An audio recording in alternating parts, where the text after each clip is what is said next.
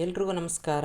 ಇವತ್ತು ತುಂಬ ರುಚಿಯಾಗಿರೋವಂಥ ವಿಶೇಷವಾಗಿ ಮಾಡೋವಂಥ ಬೇಳೆ ಬೇಡ ಮಾವಿನಕಾಯಿ ಸಾರು ಮಾಡ್ತಾಯಿದ್ದೀನಿ. ಒಂದೇ ಒಂದು ಮಾವಿನಕಾಯಿ ಇದ್ದರೆ ಮನೆ ಮಂದಿಯೆಲ್ಲ ಊಟ ಮಾಡ್ಬೋದು. ಹೇಗೆ ಮಾಡೋದು ಅಂತ ನೋಡೋಣ. ಇಲ್ಲಿ ಒಂದೇ ಒಂದು ಮಾವಿನಕಾಯಿ ತೊಗೊಂಡಿದ್ದೀನಿ. ತುಂಬ ಗಟ್ಟಿಯಾಗಿರೋವಂಥದ್ದು, ಫ್ರೆಶ್ ಆಗಿರೋವಂಥದ್ದು, ಚೆನ್ನಾಗಿ ತೊಳ್ಕೊಂಡಿದ್ದೀನಿ. ಈಗ ಇದನ್ನು ಮೇಲ್ಗಡೆ ತೊಟ್ಟಿನ ಭಾಗ ಇರುತ್ತಲ್ಲ ಅದನ್ನು ಮಾತ್ರ ತೆಕ್ಕೊಂಡು ಈ ರೀತಿಯಾಗಿ ಕಟ್ ಮಾಡ್ಕೋತಾ ಇದ್ದೀನಿ. ನಿಮಗೆ ಈ ಥರ ಬೇಡ ಅಂತಂದರೆ ಸಿಪ್ಪೆ ತೆಗೆದು ಚೂರು ಚೂರು ಬೇಕಾದರೆ ಮಾಡ್ಕೋಬೋದು. ನಾನಿಲ್ಲಿ ಈ ರೀತಿಯಾಗಿ ಹಗುರವಾಗಿ ಚಾಕು ಸಹಾಯದಿಂದ ಕಟ್ ಮಾಡ್ಕೊಂಡಿದ್ದೀನಿ. ಇದನ್ನು ನಾನು ಕುಕ್ಕರಲ್ಲಿ ಇಟ್ಟು 1 ಗ್ಲಾಸಷ್ಟು ನೀರನ್ನು ಹಾಕ್ಕೋತಾ ಇದ್ದೀನಿ. ಇದಕ್ಕೆ ಸ್ವಲ್ಪ ಅರಿಶಿನ, ಇದಾದ ನಂತರ ಮುಚ್ಚಳ ಮುಚ್ಚಿ 3 ವಿಷಲು ಮೀಡಿಯಮ್ ಊರಿನಲ್ಲಿ ಬೇಯಿಸ್ಕೋಬೇಕು. ನೋಡಿ, ಈ ರೀತಿಯಾಗಿ ಬೆಂದಿರುತ್ತೆ, ಮೆತ್ತಿಗೆ ಬೆಂದಿದೆ. ಸ್ವಲ್ಪ ಆರಕ್ಕೆ ಬಿಡೋಣ.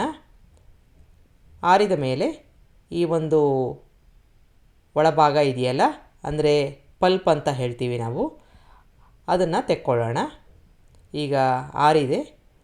ಈ ಥರ ಸಿಪ್ಪೆ ತಗೊಂಡು ಮಾಡಿದಾಗ ಸಂಪೂರ್ಣವಾಗಿ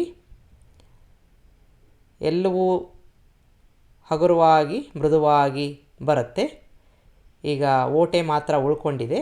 ಎಷ್ಟು ಬೇಕೋ ಅಷ್ಟು ನೀರನ್ನು ಹಾಕ್ಕೊಂಡು ಚೆನ್ನಾಗಿ ಮಿಕ್ಸ್ ಮಾಡ್ಕೋಬೇಕು.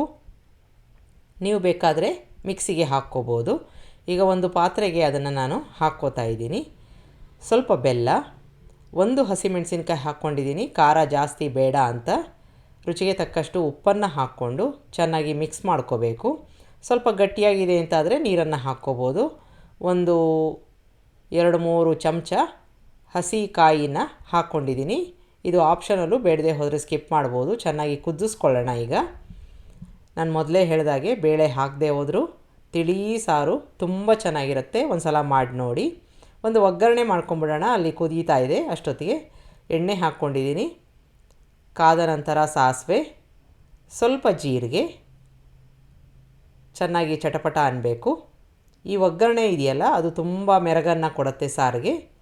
ಜೀರಿಗೆ ಹಾಕ್ಕೊಂಡಿದ್ದಾದ ನಂತರ ಸ್ವಲ್ಪ ಮೆಂತ್ಯ ಕಾಳನ್ನು ಹಾಕ್ಕೋತಾ ಇದ್ದೀನಿ. ಅದು ಕೂಡ ಚೆನ್ನಾಗಿ ಎಣ್ಣೆಯಲ್ಲಿ ಒಳ್ಳೆ ಪರಿಮಳ ಬರೋ ತನಕ ಬಾಡಿಸ್ಕೋಬೇಕು. ಇದಾದ ನಂತರ ಕರಿಬೇವಿನ ಸೊಪ್ಪು, ಒಣಮೆಣಸಿನ್ಕಾಯಿ, ಇಂಗನ್ನು ಹಾಕ್ಕೋತಾ ಇದ್ದೀನಿ. ಒಂದು ಒಗ್ಗರಣೆ ರೆಡಿ ಆಯಿತು. ಇಷ್ಟೇ, ಇನ್ನೇನು ಹಾಕೋ ಅವಶ್ಯಕತೆ ಇಲ್ಲ. ಈಗ ಒಗ್ಗರಣೆ ಸಂಪೂರ್ಣವಾಗಿ ಆಗಿದೆ. ಸ್ವಿಚ್ ಆಫ್ ಮಾಡ್ಕೊಂಬಿಡೋಣ. ಅಲ್ಲಿ ನಮ್ಮ ಸಾರು ಕೂಡ ತುಂಬ ಚೆನ್ನಾಗಿ ಕುದೀತಾ ಇರುತ್ತೆ. ಬೆಲ್ಲನ ಎಷ್ಟು ಹುಳಿ ಇದೆ ಅನ್ನೋದ್ರ ಮೇಲೆ ಹಾಕ್ಕೋಬೇಕಾಗತ್ತೆ. ಒಗ್ಗರಣೆ ಹಾಕ್ಕೊಂಡು ಒಂದು 10 ಸೆಕೆಂಡು ಕುದಿಸ್ಕೋತಾ ಇದ್ದೀನಿ.